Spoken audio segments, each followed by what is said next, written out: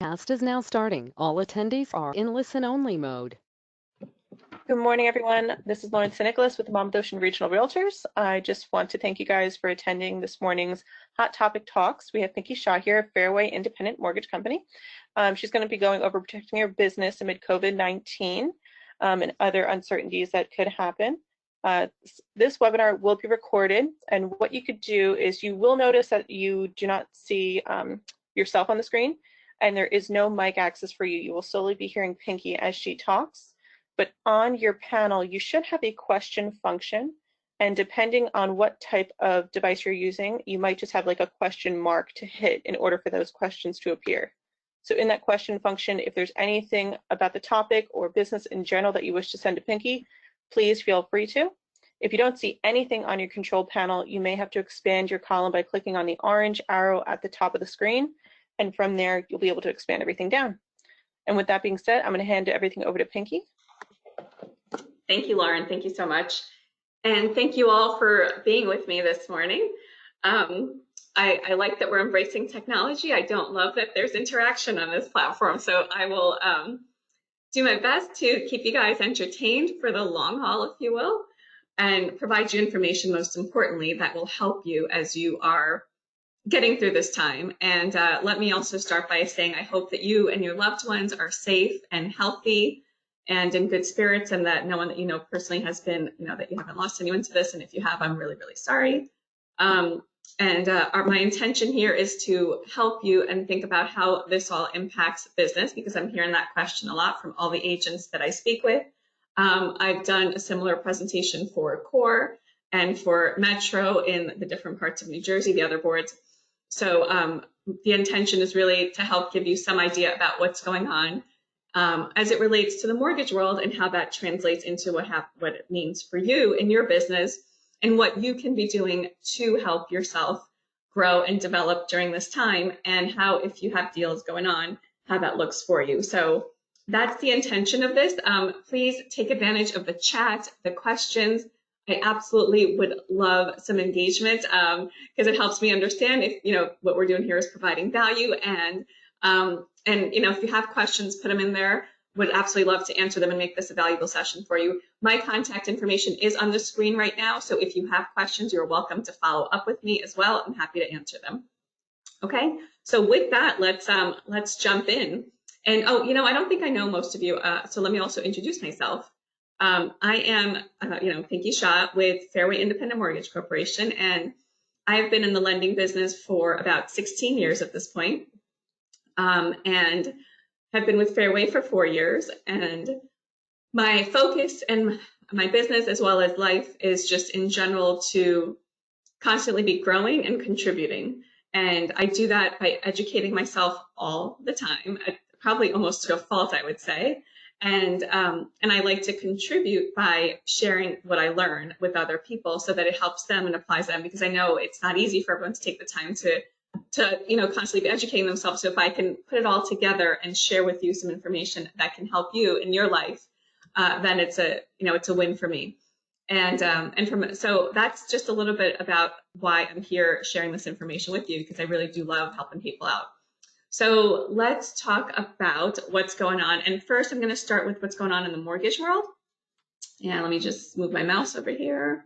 And I've got two different screens. So the first thing that I'd like to say is that I am a huge proponent of mindset. And I think it's really, really important at a time like this for us to be focusing on mindset. So what are you thinking about like these days, right? What is your approach? And somebody asked me this question right now, like, where are you? What are you doing? How are you managing during this time? Like, how do you feel about all this, right? Which is a big question. But I like this graph that I saw early on, which says, who do I want to be during this, right? This is not something that any one of us would have chosen if we had been given the choice, but it's a position that we're all in. And we can look at it and just be fearful and hide and do nothing about it. We can use it as an opportunity to learn, and we can use this, as an opportunity for growth. And, no matter what your circumstances are, all of these can apply, right? And you can move in and out of the different zones as well, right? There's moments when I live in the fear zone just after I talk to someone who's lost a loved one. I jump back into the fear zone, and then I have to work to move myself out of growth and into learning. So I find that it's a constant adjustment that we have to be making in our minds to keep ourselves in a place that takes advantage of the opportunities that are unique in this time. And on that note, I also heard someone refer to this as a pause, right? This is a chance for us to think about life, think about business, think about everything, and say, are we where we want to be? Or do we have an opportunity to do something bigger, better, broader in our life, right? Do I have the family relationships I have? Do I have the business that I want? I spoke to an agent yesterday who was telling me that she's having dinner every day with her husband, and it's been years since she's had a chance to do that. So she's rediscovered and rekindled her relationship with her husband during this time. And she wants to make sure that as we come out of this, she's able to continue on with that, even despite, not getting back to the running around, which you guys as agents are often doing, right? So it's a wonderful opportunity to embrace the pause here and think about kind of like a halftime show on life, right? And say, what happens next and how do I want life to look like? So definitely embrace the pause and do what you can to, think about what zone you want to be in here. And I'm going to guess that growth zone is the place that you are because you're taking your time right now to educate yourself. So congratulations on making that decision. So with that said, then let's move into a little bit more of the, as it relates to real estate and mortgages, right? I'm going to educate you guys a little bit about what's going on in the mortgage world because it's important for you to understand this because of what it translates into for you. If you have deals in process right now, and I will tell you they're happening. We're still busy. So it is happening. There are deals happening and people are finding ways. And as I talk to agents, some are going out and actually showing the homes. Some are standing at the door, letting people in, and they're taking listing appointments virtually and just minimizing the social contact and the interaction. So adjustments are being made, of course, to the way that operations are done. But folks are making the operations. There's, people that need to buy a home. I have a buyer I just spoke to this morning that they have a new job and they need to move to New Jersey. So Virginia, they're coming from Virginia. And so they have to move. They don't have a choice. They need to move now and they're making it happen. So there are certainly people that are out there buying and selling homes. And from conversations with agents too, I've learned that they're enjoying it because the people that are the serious people. The tire kickers are not in the way right now, eating up your time. It's the people that are serious that are actually out there doing things. And so it's great for you because it gives you an opportunity to really focus and have the time that you spend be really meaningful. The other wonderful thing about the situation, if you want to, look at the positives, is that there's a little more loyalty with agents right now, right? So the folks that were looking around and shopping around for agents to list their home or jumping from agent to agent from a buyer agent perspective, that's a little bit minimized now simply for safety reasons. So as long as you can get their attention and quite frankly, almost like not scare them away, right? As long as you can make that connection at the beginning, they should be yours, and, to lose, if anything, not because they're actively out there looking. So, and that's the majority. Obviously, there's some clients that are just of that nature, and it's hard to change anything. But the ones that were like in between, I think those are the ones that are more serious and more committed and loyal to the agents that's helping them right now. So that should be a huge benefit to you right now. So in the mortgage world, we are seeing overlays. I don't know if you know what overlays are. Overlays are when Fannie Mae and Freddie Mac, you guys know, right, the biggest, the GSEs that own most of the mortgages in the country, they have put out forward guidelines, and they say that you need a credit score of 580 on FHA. But then as a lender, like someone like a Fairway, a Quicken, a Wells, a Chase, all those, we get to put our own overlays on top of that and say, you may say that, but we prefer to be more conservative, and we're going to not do, as Chase has chosen to do, right? You've probably heard in the news. They've said, we will not take anyone with a credit score below 700. So those are called overlays, and there's a whole lot of those going on right now in the mortgage world. And let me tell you a little bit more about some examples of what that looks like. So there's all the, I'm going to call it the stuff that was outside of the main little box, right? There's like the standard clean vanilla loans that are great, good credit score, good down payment, they have the money in the bank. And then you've got, well, you know what if I don't have income to document and I self-employed, I've got no tax returns, all that. So then you fall outside the box, and there's programs, we call them non-QM or non-qualified, that help those people that fall outside of the box. And so those programs are largely gone at this point. And then jumbos are considered super high risk, and most investors are not interested in buying those right now. There's no appetite for it. So as a lender, if we were to originate a jumbo loan, we need someone to buy that loan from us afterwards. And there's people that normally buy those loans are not interested in buying them right now. Therefore, those are many lenders have done away with it. There's still a few that have them, but many have done away with jumbos right now. And if they are still doing them, the restrictions are tighter than they were before. When it comes to the government loans, such as FHA and stuff, there is more intense scrutiny around those. FICO or credit score changes, on debt to income ratios. It used to be that on an FHA we could go up to like 56% sometimes, even if all the rest of the criteria were there. But now there's restrictions around that. So they're basically looking for layered risk, we call it, where there's multiple risk profiles put together, and they're saying no. Bond programs, which would be the down payment assistance programs and things like that, those are again, there's no appetite for those at this point as well. And then when we talk to renovation loans, there's also less appetite for renovation loans, partly because it's hard to get permits. I'm just finished up a renovation loan, and our contractors having a heck of a time getting permits. So that's also a challenge right now. And then in general, greater employment scrutiny. Okay. So there's also greater employment scrutiny as it comes to that. So and verifications of employment even up until the last minute and things like that. So we do have to be a little bit more careful about how the mortgages are done. And why is all this happening? You're wondering, like, why are mortgage banks doing this, and why are they making this so difficult for me? You might be wondering, right? Well, it's because the CARES Act, as you guys know, probably at this point, said that forbearance is available to everybody. Now, there's certainly a population of people that need to take advantage of the forbearance because they're in unfortunate situations where they've lost their employment and are barely able to put food on the table, right? And they absolutely need to take advantage, and they needed help, and that's what the act was intended to help. But the CARES Act did not specify that it was only for those people. There was no means test, they call it, to say that, do you really need this or not? So what's happened is people have said, you know what, I'm just going to not make my payments. This is great. I can take a chance, maybe save up a little bit. And they've taken advantage of forbearance. So the number of people that have taken advantage of forbearance is more than the people that actually needed it. And if you have questions on that, let me know. I can educate you on that so that you can educate people in your network, because there's, unfortunately, the media, the government have not put out the information the way that they should have. So information is not delivered in a way that's going to be, that's helping people really make good decisions, unfortunately, right now.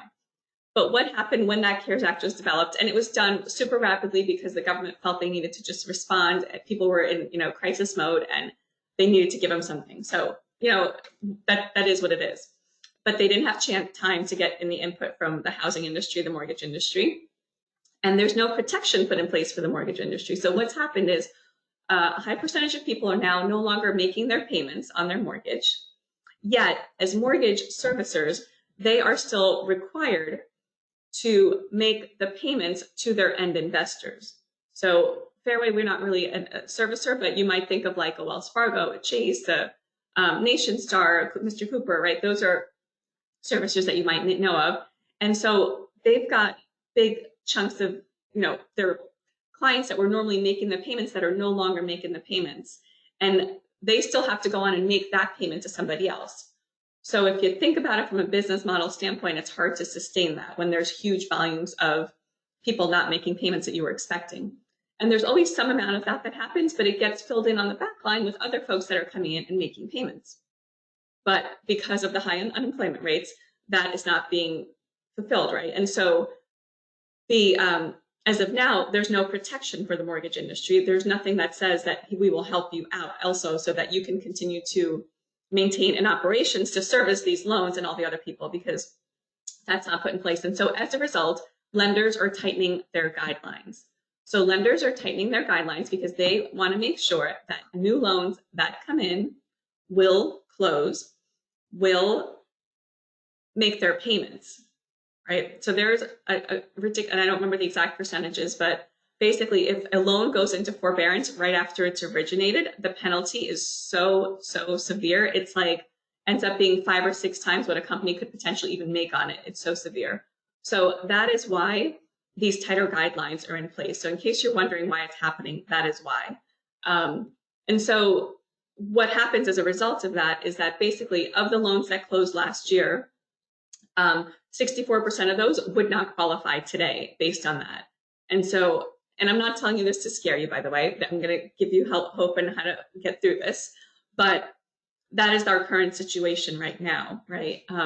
And so what's happening is, so there's letters being written to Congress. There's one gentleman in particular, Mark Calabria. He's the head of the 2 GSEs, FHFA, which runs Fannie Mae, Freddie Mac. Excuse me. And he is the one who's the person. I don't understand how a person can have this much control or power, but apparently this gentleman does. And he is the one who's not helping resolve the situation. And so there's letters being put forward by members of Congress on both parties. It's like a bipartisan thing that, everyone agrees, Republicans, Democrats alike, that this needs to be resolved. And they're sending letters that saying the best way to protect the American taxpayer is to create a facility now to help protect these institutions and to give credit so that we can help bring the economy back. So there's definitely work being done at the legislative level, and there's folks throughout the industry that are working to help make that happen. Moody's recently, basically they downgraded non-bank residential mortgage companies. And so this sounds like bad news, and they're worried about the liquidity test because of what I just described. So the good news that all this is going out there is that there's going to be a lot of pressure being put to help, change the situation. And I think I did this already. Yeah. Okay. So what can you do about this, right? So just wanted to share what you can do and how you can impact this. You can write a letter to Congress. Everyone in our company, for example, there's, I think 99% of everyone employees with Fairway have gone on and do this. And across the mortgage industry, if you listen to anyone, NAR is also putting this forward because, again, it's a huge impact to you as a realtor. If you cannot have your clients that you want to take out and buy a home be able to buy a home because they can't get a mortgage, that's not a great position for you to be in, obviously. So you can go ahead and write a letter to Congress and ask them to. If you go to the site mba.org, and you can message me afterwards if you want me to send this link to you. But there's a template letter that you just have to hit click, and it'll send a letter to Congress. And so obviously, just like anything, we put enough pressure on them, they're going to have to react. So that's the big picture of the mortgage industry. So now what does that mean as it relates to you? If you've got a deal in process, if you've got a buyer or seller, what are you doing to protect them? And how do you make sure that they are taken care of and can get to closing? So more important than ever, you need to control every aspect of your transaction, okay? So this is going to be super, super critical. That means making sure they're paired up with a lender that you trust, with an attorney that you trust, that you know what's going on with the buyers. If you're the seller's agent, and if you're the buyer's agent, that you are on top of every part of making sure that mortgage goes through. And actually even asking about the seller side. So if you're on the buyer side, I think it's also important that you ask about the seller and their employment and future plans. Because if they are needing to get a mortgage to get their next home, you need to make sure that mortgage goes through so that your buyer can buy that house, right? So it's like, obviously, a domino effect, but being really in control is going to be key. So you can cross-qualify if you have a listing. I would suggest cross-qualifying your buyers. So if someone comes into your listing and comes in with a pre-approval from a lender, especially that you don't know or trust, or even a big bank, or it's older, definitely make sure you say, I'd like to have a lender that I trust, reconfirm this approval. I also think similarly, you should have reapprovals of your buyers. And again, same thing with the listing side. If you see a mortgage pre-approval that is over a year, I'm sorry, not a year, a month, then it's definitely important to make sure that we have cross-qualified them, because a lot of these guidelines and things that I just mentioned to you, they only got put into place within the past 30 days. So if their pre-approval is older than that, they may not have some of these things in place and may think they're qualified, but not really anymore given the changes. So make sure you pre-approve any buyers that you have. And on your listings, make sure that the pre-approval is really current and recent, or cross-qualify them.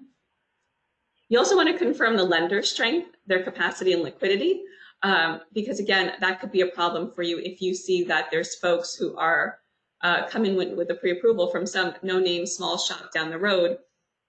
They may not make it through this situation, and your client may have a problem at the end of it, right? And same thing goes for brokers. Might be a challenging place because of some of the wholesale lender that they're using, and you don't have no idea who that is. But if the wholesale lender that they're using ends up having issues, then your client could end up having problems and potentially, not getting to the closing table. So generally speaking, right, a short closing is always beneficial. The faster everything is done, the faster everybody wins, the faster, the less chance of problems coming up. More important than ever, I think that's going to be something that is relevant. And so when it comes to that, can you post the links? Yes, thank you. I can post the links in a bit. So more important than ever, though, having a quick timeline is going to be important, because then it makes sure that you can, everyone is still employed as you're going through it, right? And their guidelines don't change from what happened already, because I also heard a webinar yesterday that said that some industry professionals are expecting that guidelines may even tighten a little bit more. Don't know if that's true or not, but the point is that we are in a changing world and things can keep changing. So the faster you can get your closings done and settled, the better off everyone is, I would say. And then think about having a backup plan and a bailout strategy for your clients, especially if they are insisting on using, some providers that you don't agree with or something. Make sure you've got a plan ready to help them in the event that that's necessary. Some other ideas are to have a seller buy down strategy. So again, a client may have reduced income than what they had before. And so if they have reduced income, then they might still want to buy, but they just can't buy to the extent that they expected. So if they can't do that, then there's an option of something that we've employed called a seller buy down strategy. And that seller buy down strategy is something that will allow you to take advantage of a concession from a seller to be used to buy down the interest rate so that the payments can become more affordable for the buyer, and that may allow them to be able to buy the home. So if you're a listing agent, you may be saying, well, I don't want to give away any money, right? And I get that. But if you're willing to, if you've got a potential to have a buyer and you may not have a potential to have another buyer anytime soon, this may be a great opportunity for you to still make the deal work and get your home sold. So just something to keep in mind as an option. Oh, I'm hearing an echo. Is anyone else hearing an echo?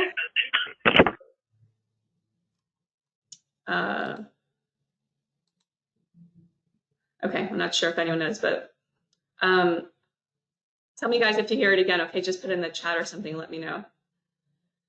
Another potential option is like a conforming first and second, although I'm going to maybe revise that because I've been hearing talk of the seconds. We just got notice from one of our second loan providers that they're taking that off the table.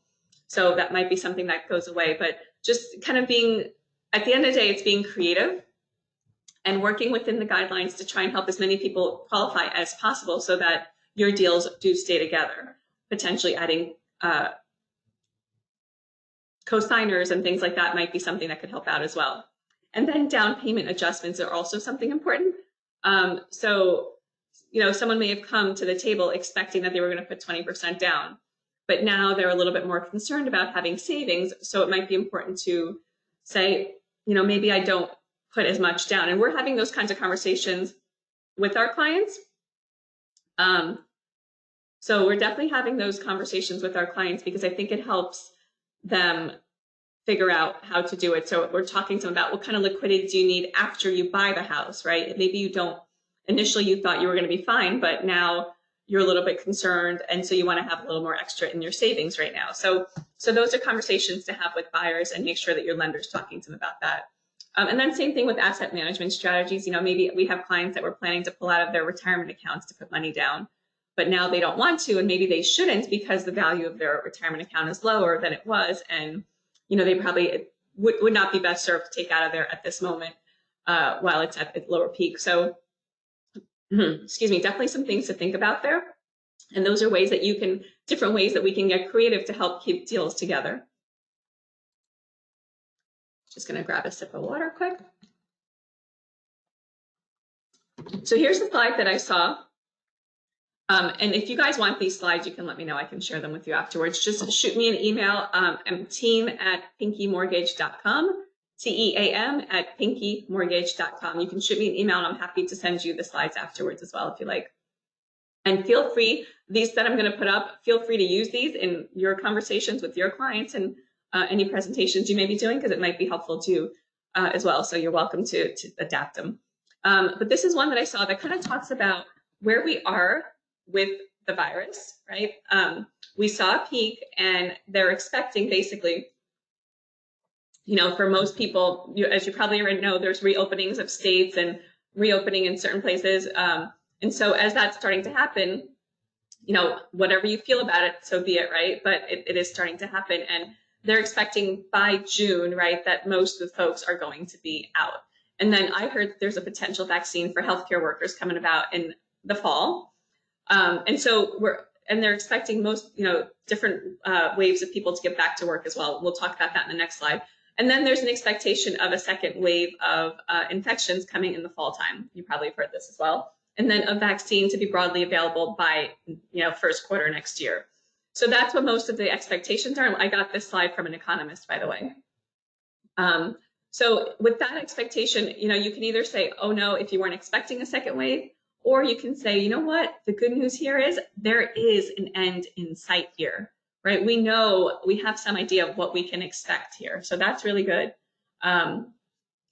So how does that impact everything, right? So how does that impact you in the real estate world? So the Fed is expecting to cut their interest rate. It's at 0 and expect it to stay at 0 for the long run, because that's what's needed so that you can see the automotive industry pick up, all the other industries that need to go back up. They're going to be fueled by the fact that they've got low spending, low borrowing capacity from the Fed, right? And then what you see is I've shown here the impact on mortgage rates.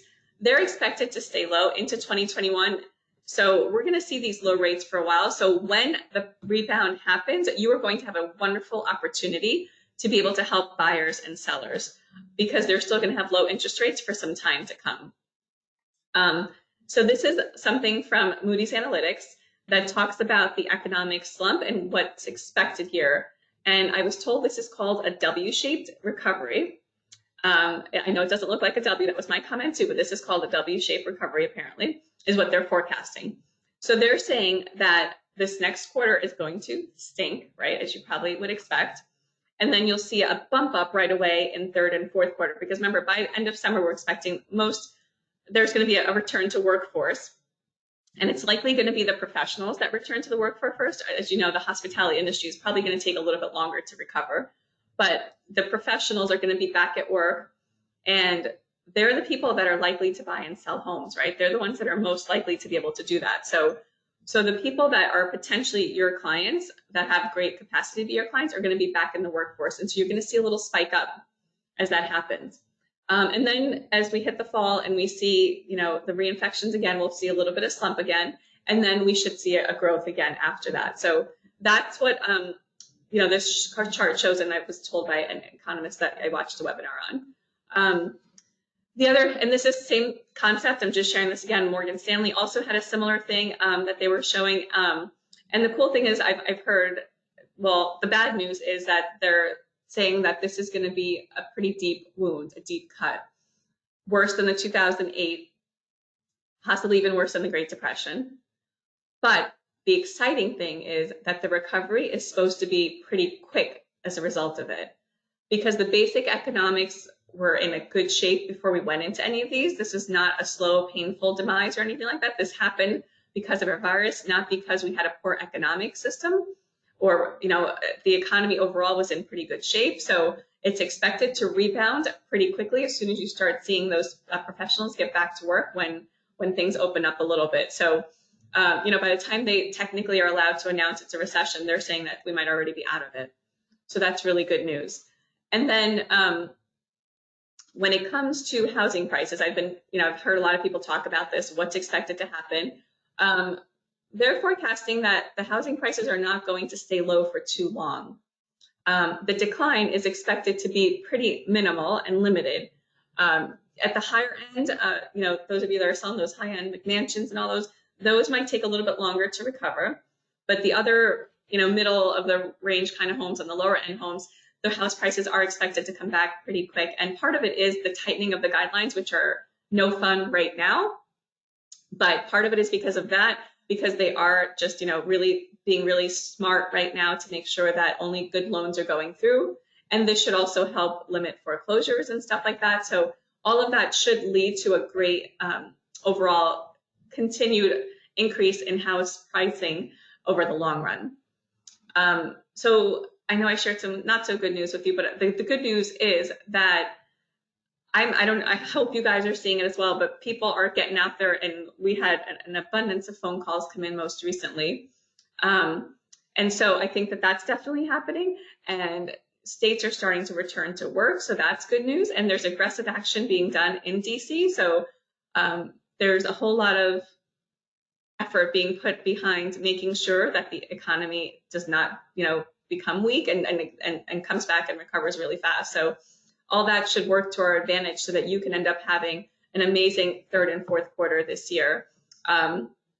So on that note, what I want to share with you is a couple things that I can do to help, and then I have something else I want to share with you about what you can be doing right now to prepare yourself during this time. So, if you have transactions in place, we already talked about what you can be doing for that. Chances are the number of transactions you have might be limited compared to what you would have expected to have right now. So you have a little bit more time on your hands. So what can you be doing to make sure that you are setting yourself up for success as you come out of this time? Some of the things that we can do to help you if you have transaction management problems, you're welcome to call me. I know even if it's okay if we don't have a relationship already, that's not a problem. Just give me a call. I'm happy to help out, because at the end of the day, I think that, my motto through this time is we are stronger together. I do believe that we all need to work together. And as we work together to help each other through this, we are all going to come out of this 100 times stronger. And you're going to hopefully be swimming in business is my hope and wish for you.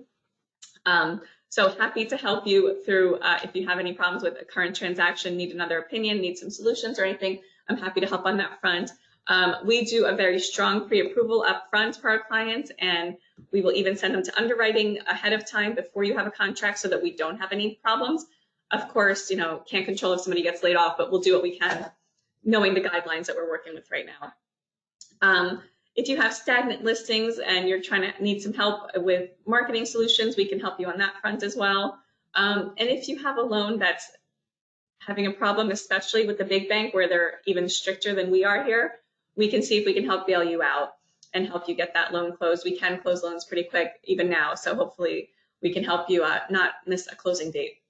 And then we're doing joint webinars with agents. So, if there's anything that you want to educate your network about, I think that's a wonderful thing to be doing right now, more so than ever, because the person who is in control and who's showing confidence right now is the one that folks are going to think of when they get out of this time. So if you are a leader right now and showing that you know about real estate and you're going to help people have more confidence, you're going to have a great chance again of picking up tons of business as you come through this. And I'm happy to, again, hop on and do a joint webinar if you're interested. Again, I'll give you my contact information. You can reach out if you want to talk more about that. And the other, and then interest rates are low. So interest rates are low if you haven't heard. They are really low, and it's a great time to refinance. You probably are reaching out to your clients, I'm hoping, checking in on them, seeing how they're doing. And as you check in on them on a personal level, they are likely going to be asking you about they're likely going to be asking you about, what's going on in the housing market and the mortgage world. And so that's a great opportunity for you to tell them about how low the interest rates are, because you can be their hero by helping them be able to save some money. I have a request here. Please ask Pinky to repeat the email info to request a copy of slides. Sure. So it is team@pinkymortgage.com. So it's team@pinkymortgage.com. I'll type it in here. So send me an email there and I can send you the slides, okay? And then, so the next thing I want to share with you is, oh yeah, by the way, this is my favorite also right now, that, Darwin's quote that you probably know. It's not the strongest of species that survive or the most intelligent. It's the one that's most adaptable to change. So we need to absolutely embrace the change and be able to make ourselves, put ourselves in a position to take advantage of the opportunities that do exist for us. So on that note, here's something I want to share with you about what we're doing right now that is helping be the voice of reason to our clients and helping the general public as far as helping them with information on how they can be staying strong here. Staying in touch with your database is of vital importance right now, because if you're not, someone else may be, and they're going to remember who was there for them during this tough time. So if you can give a call, just check in on your clients and then offer any direction, right? Most folks will say, let me know if there's anything I can do for you. But they don't know, right? If someone asks you that question, you don't know how to answer them. What do I need? I don't know what I need. So we've got something that we share with our clients and we share with prospects because they don't know what they need, but I have an idea of what they could use. So I share it with them proactively instead of just saying, what do you need from me? And so we are committed to helping our clients navigate through this crisis and add major value for them during this time, even if they're not in the market to buy a home right now or sell a home right now or refinance in my case, right? So we're still going to add value to them at this time right now when, quite frankly, many folks are not, right? And so it's given us a chance to really, really separate ourselves. And it's also giving us a chance to adopt new clients that are not getting that same level of commitment from other agents or other mortgage professionals. So, I encourage you to ask yourself these questions right now. How much value are you providing to your clients right now? How much value am I providing to my clients right now? When connecting with my database, am I sure that they're better off than before I called them? Are you currently able to adopt people into your database at a high level who are not even interested in buying and selling a home? Do you have something compelling to offer to them? Are you helping local organizations and corporations through this challenging time? And how closely are you working with other CPAs, financial planners, estate planning attorneys, other professionals, basically, to collectively help clients navigate through this crisis? And are you taking advantage of this crisis to build an incredible brand and a system for your business that will help you with long-term succession planning? So those are some things that I asked myself during this time, and I encourage you to ask you, and I encourage all my agent friends to do. There are opportunities right now for us. We just have to be able to embrace them. And one of the things that I do is, and I'm only sharing this with you to give you some ideas, okay? You're welcome to ask me about this if you want, but this is not a sales pitch or anything. I really just want to share with you what we're doing, so it gives you some ideas to motivate yourself on what things that you can do. I have a couple agents that do this with me, but this is just an idea, right? So what we do is something called the Art of Homeownership. So we offer our clients 6 components to this Art of Homeownership. And it's basically, they get a home concierge service, they get a monthly real estate digest, they get relocation service if they're moving, they have a perfect mortgage promise, they have an annual financial review, and ideas on how we can help them maximize their wealth through real estate are things that we talk about. So for example, someone comes to you and says, my mother-in-law needs to move in with me. I need a bigger home, but I can't because I just lost my job, for example, or I'm furloughed, whatever the case may be. So talking to them about ideas that they can maximize the real estate that they already have to help accommodate for having mother-in-law move in, or maybe they've got an extra space that they can convert into an accessory dwelling unit or something, so they can start generating revenue to make up for that extra income that they just lost. You get an opportunity to present this idea to them, maybe introduce them to your contractor and help be the hero to them at a time when they needed you. You may not get a deal right out of that because you didn't help them buy or sell a home, but you can bet that they are going to want to refer you stronger than ever, and with something so wonderful to say, not just call, Beth because she's a great agent. It's going to be call Beth because she is going to help you in every aspect of life, and she's really going to be there for you. And what's a stronger referral for you than that, right? So those are some things that we get to do through this Art of Homeownership platform, and that we are doing. The home concierge service is something that we are offering to our clients that lets them, gives them, it's basically like a personal assistant on their home. It gives them service reminders. It gives them hey, it's time to clean out your gutters. It's an online account that is a place that they can conveniently store all their information with related to the house, all their receipts, all their things, so that they can warranties. So, and the cool thing is that's something they can pass on to the buyer of their home when they sell it. So it gives them a chance to maximize what they can earn on the house when they sell it. We do a monthly real estate wealth digest, and this gives them a lot of information that empowers them, gives them all the information that they need up front. And our open rate on these emails is absurd. It's like 95%, I want to say. It's really, really high. So we know that it's valuable to our clients because they're opening it at such a high rate, and many are opening it multiple times as well. And then we do a financial review with them. And this is a huge tool that lets us learn what's going on with them, that keeps us in contact with them in a way that is really valuable to them. It's not just marketing. I'm having a client appreciation party. I'm doing this. We package those as things that are valuable to our clients, but at the end of the day, they're just forms of promotion for us, right? So this is something that's truly of value to them, because we're helping them discover things that they need to do with everything related to their real estate and wealth. And we're having those conversations, helping them plan in advance. And this helps me build my pipeline, by the way, because when I have a conversation with them and they tell me that they're looking to buy an investment property next year, I can mark my calendar that I've got a person who's and I'm going to help them plan for that. And if I help them plan for that, you can be sure that we're the ones that they're going to think of when it comes to wanting to make that purchase. We also have a perfect mortgage promise, just making sure that they're in the right mortgage for them as their life continues to evolve. We already talked about maximizing wealth through real estate. We also have a cool relocation technology that helps them through the process of moving and making those steps that are so cumbersome a little bit easier to deal with and manage. And as a real estate agent, and again, I'm not telling you this as a sales pitch or anything, but this is available to you. I can help you learn more about it through us, but there's some great benefits to agents as well that helps with increased conversion, engagement, lead generation.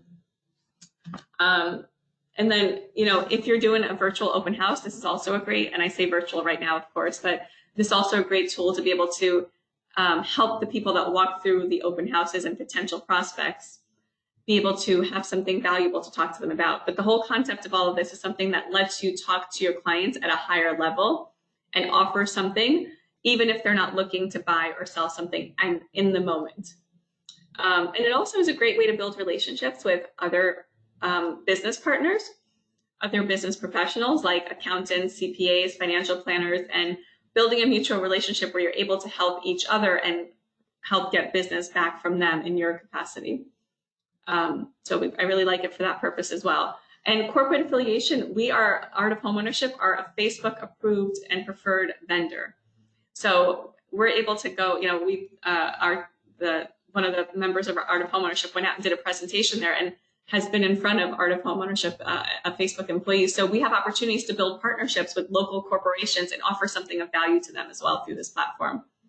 And then it helps us plan, as I mentioned, it helps me with planning out deals for the long term. If you're interested in it, there's information there, but you can reach out to me too. I will share my information again with you here. Oops, there we go. So you can certainly reach out if you have any questions and information on that. I want to start getting ready to close by just reminding you to be adaptable, manage your mindset, and think about what you're looking to do and what is important, for you to be able to make a difference to the people that matter to you, and make sure you're focusing on both home and work, and take advantage of this opportunity to be able to do that for them. With that, any questions? Let me just check the question bar. You can type something in if you do. Please ask Pinky too. Okay. Oh, okay, here, I'm going to put up the one. If you want to take action, hold on. Here we go. I will type this one into the chat bar as well if you guys want this information. MBA.org. Yeah, if you can get involved and help make sure that you are able to help your clients be able to, buy the home that they want, that would be amazing. MBNAA. All right, there you go. So I put that into the chat box as well. So thank you all for being here. I hope this was helpful for you. Definitely shoot me a message. I'd love to know how it went and what you thought about it. And reach out if you need anything at all. I wish you all, a wonderful day, and I hope that everyone in your family stays safe and healthy and well, and that you can maintain your positivity and positive outlook as you, carry on forward as we get through this together. Have a great day, guys. Bye.